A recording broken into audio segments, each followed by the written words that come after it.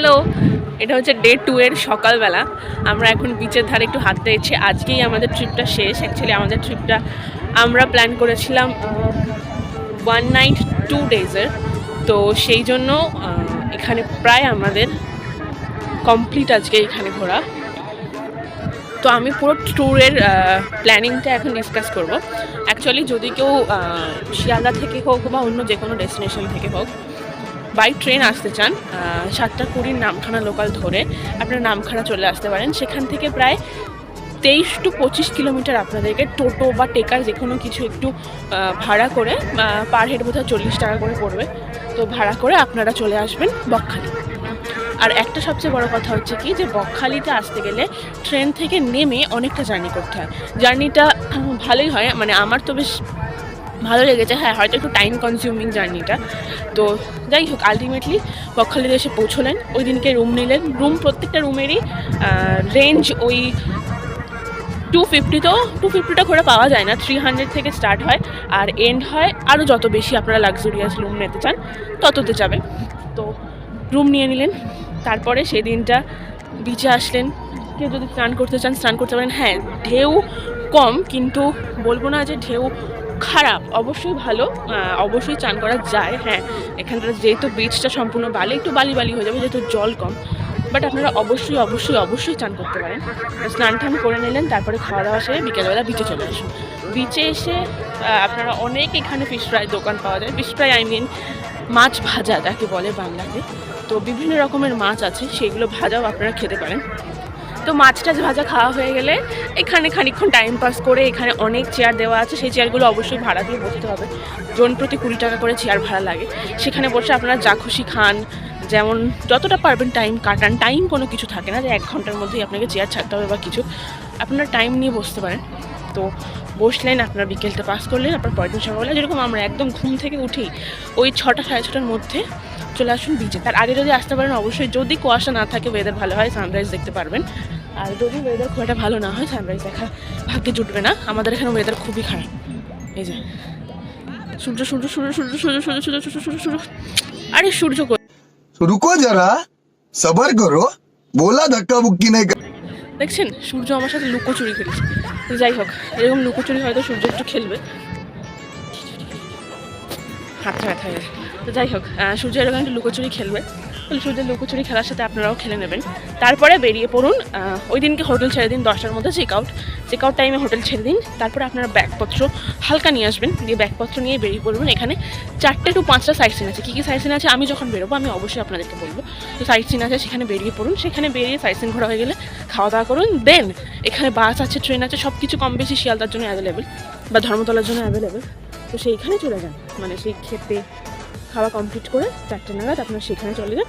গিয়ে বাস ধরুন। বাস ধরে অবশ্যই আপনার ডেস্টিনেশনে, ঠিক আছে। আর ট্রিপের বাজেট যদি আমি বলি, ট্রিপের বাজেট খুব বেশি না। খুব যদি লাক্সারিয়াসভাবে থাকতে চান, আপনাদের ট্রিপের বাজেট পড়বে হেড 3000। আর যদি মডারেট একটা ওয়েতে থাকতেন, যেরকমভাবে আমরা ছিলাম, বেসিক্যালি আমরা খুব হাইফাই হোটেল বা খুব হাইফাই খাবার খাইনি, তবুও যতটুকু খেয়েছি সেখান থেকে আমি বলতে পারি পার হেড 1500 করে আপনাদের লাগবে। এটা হচ্ছে একটা মিনিমাম, এর থেকে বেশি লাগার কথা না।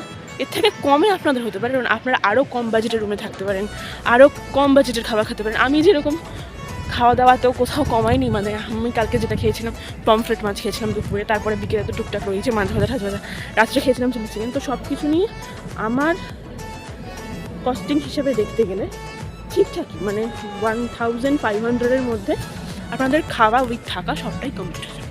তো এটা ছিল পুরো ট্রিপের একটা, কি বলবো, ছোট করে একটা শর্টস নোট। তো এবারে আমি আপনাদেরকে, এখন আমি বিচ থেকে বাড়ি যাচ্ছি, দেখতে পাচ্ছি না, একদম কাছে চলে এসেছি। আর বিচ হচ্ছে ওই যে লোকগুলো দাঁড়িয়ে আছে অতটা দূরে, আর একদম ওইখান থেকে ওখানটা হচ্ছে রোড। তো আমি প্রায় কাছে চলে এসেছি। এখন বাড়ির দিকে যাব, রুমে যাব, ফ্রেশ হবো, দিয়ে ড্রেস আপ করবো, ব্যাগটা নেব, বেরিয়ে পড়বো সাইড সিনে। চলো বি উইথ মি। খালির বিশেষ আকর্ষণ বক, এর জন্য জানি না বকখালি জায়গাটার নাম কেন হয়েছে, বাট বকটা দেখা গেছে, হয়তো এটা থেকে এটা আন্দাজ করা যায় যে মেবি এই কারণে এই জায়গাটার নাম বকখালি হয়েছে। আগে বোধহয় বকের পরিমাণ আরও অনেক বেশি ছিল, তাই জন্য। বিচ থেকে সেদিনকে ঘুরে রুমে যাওয়ার সময় হঠাৎ রাস্তায় দেখতে পেলাম যে তাজা তাজা খেজুরের রস সেল করছে। অ্যাকচুয়ালি খেজুরের রস আমি ছোটোবেলায় ট্রাই করেছিলাম, টেস্টটা ভুলে গেছিলাম, তো বাবা বলে একবার ট্রাই করেই দেখ। ট্রাই করে আমার বেশ ফ্রেশ লাগলো। যাই হোক, খেজুরের রস খাওয়া শেষ করে আমার গেলাম রুমে তৈরি হতে। আমরা প্রায় সেজে গুজে রেডি, ওই যে মা, এই যে আমি। এখন আমরা এই সাইডের কি বলে 2000 years later. সাইট সিন যেগুলো আছে সেগুলো এখন আমরা ঘুরতে যাবো। তারপরে সাইট সিন ঘোরা হয়ে গেলে আমরা ব্যাক করবো, আবার এখানে খেয়ে দিয়ে এখানেই স্টোর রুমে ব্যাগ থাকবে, সেখান থেকে নিয়ে যাবো। দেখি সাইট সিন করতে কত জায়গায় নিয়ে যাবো। মোটামুটি বলেছে 5টা জায়গায় নিয়ে যাবে যতদূর আমি জানি। হেনরি আইল্যান্ড আছে, ফ্রেজারগঞ্জ আছে, আর একটা কিছু ফিশ শপ টপ আছে, আর একটা বোধ হয় ইকো পার্ক আছে। এই 4টে জানি, আর আরেকটা কিছু একটা এক্সট্রা আছে। কী আছে সেটা অবশ্যই আপনাদেরকে দেখাবো। তো চলো বেরোনো যাক। A few minutes later. দাদা, এটা কোথায় যাচ্ছি আমরা? পুরো আলাদা সাইড আচ্ছা, আর দার্জিলিং আর পুরো আলাদা সাইড।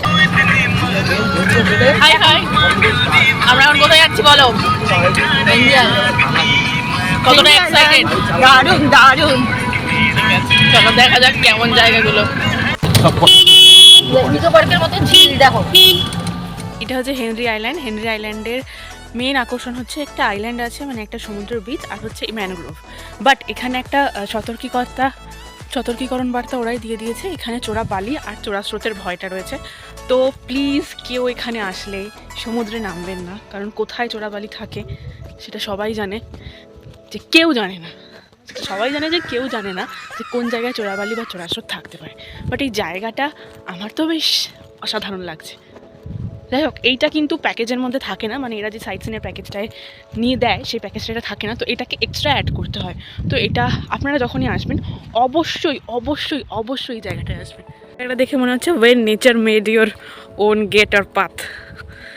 সত্যি মানে ম্যানগ্রোভ গাছগুলো এমনভাবে এখানটা উঠেছে, দুটো দিক থেকে গাছগুলো উঠে মাঝখানে মনে হচ্ছে একটা গেট বানিয়ে দিয়েছে, আর আমরা সেটা থেকে এন্ট্রি করছি। এই সাইক্লোনগুলো কোস্টাল এরিয়াগুলোকে প্রচণ্ড পরিমাণে ক্ষতি করে। তো এখানে আই থিঙ্ক কিছু একটা ছিল, ঘর বা কোনো একটা পুরনো বাড়ি, কিন্তু সেইটা কমপ্লিটলি ফিনিশ হয়ে গিয়েছে। কারণ কোস্টাল এরিয়াতে যখনই সাইক্লোন হয় জলটা এতটা কি অনেক চলে যায়, মানে লোকালয়ে চলে যায়। তো সেই কারণে এই জায়গাগুলো প্রচণ্ড পরিমাণে ক্ষতিগ্রস্ত। আর ফ্রেজারগঞ্জ কোস্টালটা এমন একটা কোস্টাল যে এরিয়াতে বেশিরভাগ সাইক্লোনগুলো এখানেই ল্যান্ডফল করে। তো এই এরিয়াটার খুব এমন অবস্থা, আমফানে দেখুন সব বায়ুকলগুলোকে এরমভাবে ভেঙে মুছড়ে দিয়েছিল একদম। খুবই বাজে অবস্থা, এটা প্রপার ছিল। বিধ্বংসী অবস্থা দেখতে দেখতে আমরা তারপরে চলে গেলাম আমাদের নেক্সট গন্তব্য ফ্রেজারগঞ্জ। এটা হচ্ছে ফ্রেজারগঞ্জে সেই ফ্রেজার সাহেবের ভাঙা বাড়ি। বাড়িটা বহু বছর আগেকার। এখানে একটা ছবি ড্র করে রেখেছে। ওই দিকটা একটু চলো না, আসো না, একটু ঘুরে আসি, তোমরা যাও। মানে এখানে ডেভেলপমেন্ট এরিয়া, মানে যেরকম আমরা দেখতাম টিভিতে যে পাড় ভেঙে বাড়ি চলে যাচ্ছে, এগুলো সেই রকমই এক একটা জায়গা। এখানকার মানুষগুলোর দিন কীরকম গেছে সেটা বোঝাই যাচ্ছে দেখে। দেখছেন বাড়িটা সত্যি কোনো রিনোভেট করা হয়নি, সেই ভিতর থেকে গাছ উঠে একদম। মোটামুটি আমাদের বেশ কতগুলো সাইট সিন ঘোরা হয়ে গেছে। এখানে সাইট সিনগুলোর সৌন্দর্য সব ঝড়ে নষ্ট করে দিয়েছে। আমাদের ফ্রেজারগঞ্জের পরে আমরা এবার যাব দেখতে একটা রিজার্ভ ফরেস্ট। এটা হচ্ছে গভর্নমেন্ট ইন্ডিয়ার রিজার্ভ ফরেস্ট। কি সুন্দর দেখ, পাখিটা বসে আছে, কি সুন্দর দেখতে পাখিটা। এইখানে সে সুন্দরী আছে জানিস তো, ওই দেখ সুন্দরী গাছ না এগুলো। আরে ওই শ্বাসমূল বার করছে, দেখ উপর দিক দিয়ে খাড়া হয়ে রয়েছে। যে সুন্দরী গাছ।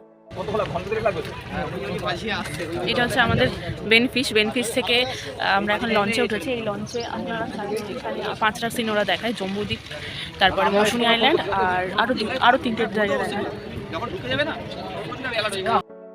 বেনিফিটস থেকে এই প্যাকেজটা থাকে না, আপনাদের আলাদা করে অ্যাড করতে হবে। আর আমি আপনাদের সাজেস্ট করবো 100% অ্যাড করে আসবেন। পার হেড 150 টাকা করে ছিল। আর এটা একদম বঙ্গোপসাগর, বে অফ বেঙ্গলের মিডলে আনে 3টে জায়গা ঘোরায়। সেই জায়গাগুলো একদম সেন্ট্রাল। আর ইনি আমাদের একটা ছোটো মতো ট্যুর গাইড বলতে পারেন ছিলেন। তিনি এখানকার অনেক অজানা ইতিহাস আমাদেরকে শোনাচ্ছিলেন, খুব ভালো লাগছিল। যেই 10 মাইল থেকে মৌসুমী আইল্যান্ড যাওয়া যায় একটা ছোট্ট ব্রিজ হয়েছে, ওই খাড়িটা ওর নিচ দিয়ে আবার বঙ্গোপসাগরে মিশেছে সুন্দরবনের ভেতর দিয়ে।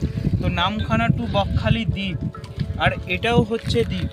দ্বীপটা পুরোটাই নো ম্যানস ল্যান্ড এবং 144 করা আছে। আমরা যে জলে এলাম, জলে কিলোমিটার হয় না, জলে হয় নটিক্যাল মাইল। 16 নটিক্যাল মাইল আমাদের আপ অ্যান্ড ডাউন রাস্তা। আচ্ছা, জম্বুদ্বীপের সামনে আছে গঙ্গাসাগর, যেখানে কোকিলমণির মন্দির আছে। তারপরে আছে এদিকে কাকদ্বীপ, হলদিয়া, দীঘা, পুরী, সব এই দিকে আছে, পশ্চিম দিকে আছে। জম্বুদ্বীপে 20,000-এরও বেশি শুটকি শোকানোর জন্য মৎস্যজীবী ছিল। 120টা আদিবাসী ছিল, ওদেরকে সরকার উঠিয়ে দিয়ে কেন নো ম্যানস ল্যান্ড এবং বকখালি জার্নির একদম শেষ মুহূর্তে এসে দাঁড়িয়ে আছে। এখান থেকে আমরা এখন ব্যাক করব মেনল্যান্ডে। ওখানে আমাদের বাসের টিকিট অলরেডি কাটা আছে। কিছু খেয়ে আমরা বাসে করে ব্যাক করব আমাদের বাড়ি, আমাদের ডেস্টিনেশন। তো আপনাদের ভিডিওটা ভালো লাগলে অবশ্যই like, comment, share and subscribe.